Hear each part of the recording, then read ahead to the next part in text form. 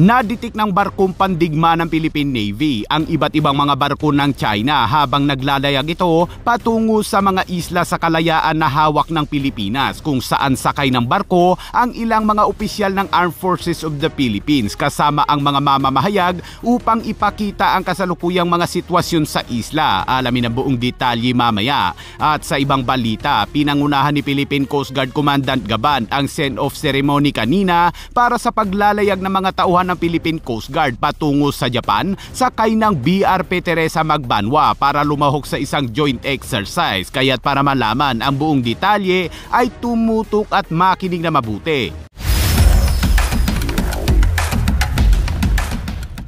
Matapos bumisita sa Pag-asa Island ang ilang mga opisyal ng Armed Forces of the Philippines, kung saan ni-radio challenge sila ng barko ng China at pagpapakita ng isang barko ng China sa unang paglalayag ng pinakabagong barkong pandigma ng Philippine Navy na BRP Miguel Malvar mula sa Pag-asa Island, ay tumungo naman ang mga tauhan ng Armed Forces of the Philippines sa mga isla sa kalayaan na hawak ng Pilipinas. Dahil sa ngayon ay hindi pa makakadaong ang mga malalaking barko ng Philippine Navy sa Pag-asa mula sa isla, ay naging pahirapan bago makasampa sa naghihintay na barko ng Philippine Navy dahil sasakay ka muna sa rubber boat at susuungin ng mga nagtataasang alon. Nang makasampa na ang ilang mga opisyal at mga media sa barko ng Philippine Navy, ay naglayag na ito sa West Philippine Sea, first stop Parola Island. Ito ang ikatlong pinakamalaking landform sa buong Kalayaan Island Group na napapaligiran ng mga maliliit na sandbank, at mahigit 2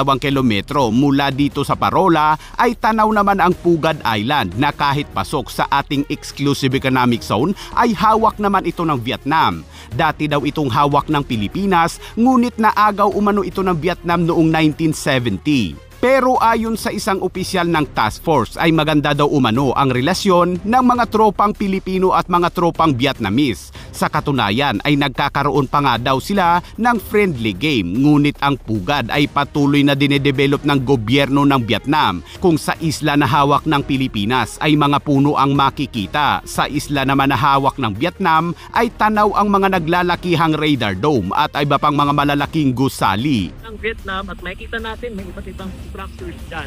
Mula sa Parola ay tumungo naman ang Armed Forces of the Philippines sa kalapit na Licas Island, kung saan ang mga nakadestinong sundalo dito ay mayroong mga alagang hayop tulad ng mga manok at kambing. At isa sa mga nakaduty na sundalo sa isla ay dati na umanong nakadestino sa Hulusulu at nakipagbakbakan din noon sa Marawi. Say ko lang sa mga kababayan,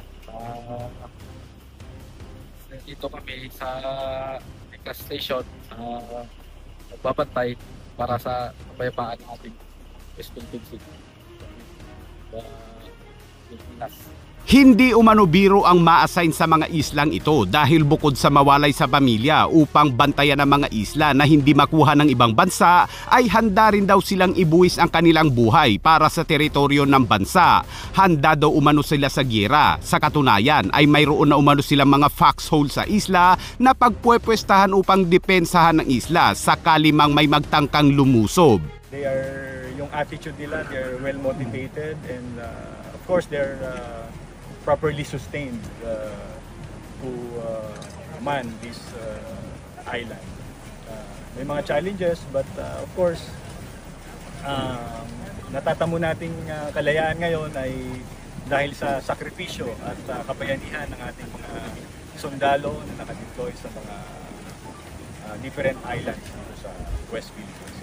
Dito po kami, ang anyong Philippine Navy, ang Armed Forces of the Philippines. Nandito rin po ang Coast Guard, no? 10 ng kanilang mga tropa nandito rin po.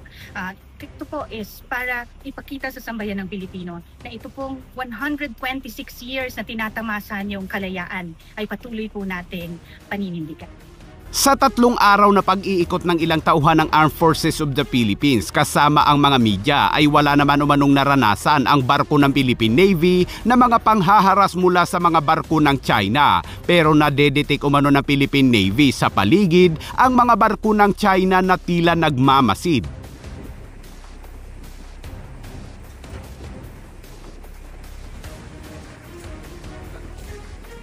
At sa ibang balita naman mga kabayan, pinangunahan ni Philippine Coast Guard Commandant Admiral Ronnie Helgavan ang isang send-off ceremony para sa mga crew ng BRP Teresa Magbanwa sa Coast Guard Headquarters sa Port Area sa Maynila kaninang umaga. Ang BRP Teresa Magbanwa na may 123 crew ay maglalayag patungo sa Kagoshima, Japan upang lumahok sa isang joint exercise na magaganap mula sa June 16 hanggang 20 kasama ang mga Coast Guard ng Japan at Amerika. Kabilang sa mga highlight ng ehersisyo ay ang pagsasagawa ng search and rescue exercise na naglalayong palakasin ng koordinasyon at interoperability ng mga kalahok na ahensyang maritime, kasama sa drills ang mga pagtugon sa emergency sa isang aksidente sa dagat tulad ng pagsagip sa mga pasahero mula sa tumaob na barko. Maliban dyan ay magsasagawa rin ang 3 Coast Guard ng communication exercise, maneuvering drills, photo exercise, maritime law enforcement training at passing exercise. Ang aktibidad ay minarkahan ng pangalawang trilateral exercise sa pagitan ng Philippine Coast Guard, US Coast Guard at Japan Coast Guard. Ang unang ehersisyo ay ginanap sa Maribeles, Bataan noong 2023 at ang ehersisyo ngayong taon ay gaganapin naman sa Japan. Sinabi ng Philippine Coast Guard na ang paglahok nito sa ehersisyo ay nakaangkla sa direktiba ni Pangulong Marcos Jr. na pahusayin ang pakikipagtulungan nito sa US Coast Guard at Japan Coast Guard sa pamamagitan ng magkasanib na gawain. Kon ng Republika ng Pilipinas, Teresa Magbanwa MRV 9701 is a multi-role response vessel of the Philippine Coast Guard. She is one of the largest and most advanced vessel measuring at approximately 97 meters in length. Named after Teresa Magbanwa, a revered Filipino revolutionary leader known as the Joan of Arc of the Visayas, the vessel honors her legacy of courage, resilience, and service to the nation.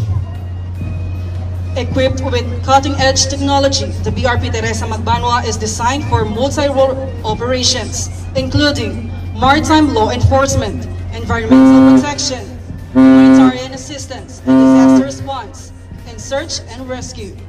Her modern systems, high endurance, and seakeeping capabilities allow her to operate effectively in Philippine territorial waters and beyond, contributing to regional maritime cooperation. The deployment of BRP Teresa Magbanwa to international exercises such as the Trilateral Maritime Exercise with Japan and the United States underscores the vessel's crucial role in advancing interoperability and strengthening maritime security partnerships in the Indo-Pacific region. As a symbol of national pride and maritime excellence, BRP Teresa Magbanwa continues to serve with distinction, projecting the Philippine Coast Guard's commitment to protecting life and preserving peace at sea.